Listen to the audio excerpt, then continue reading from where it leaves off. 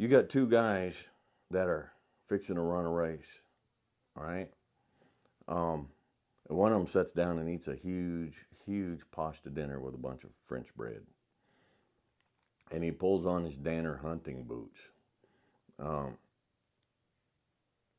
and he puts on a tool belt because he may get out there and something may need to be fixed.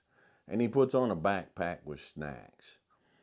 So he's got some sodas in there, and he's got some granola bars, and he's got some stuff in there because he might get hungry while he's running.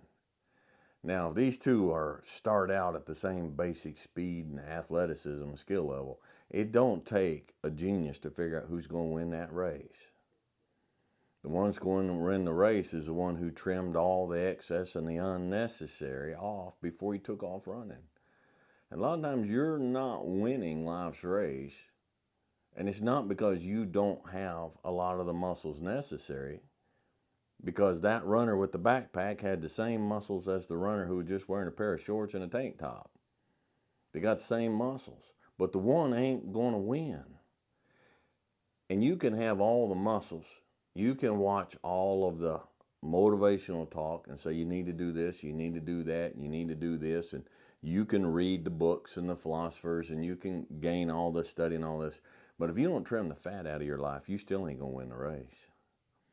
You'll trudge along, but you'll feel overburdened. You'll feel overweighted. You'll feel slow and sluggish, and you'll feel tired. And it's just because you just need to trim the fat. Okay? Just trim the fat. And sometimes getting rid of stuff in your life that's not bad is harder than bringing stuff on that's hard. Sometimes it's harder to turn that television off after supper and go for a walk than it is to get down and do push-ups every night for some folks.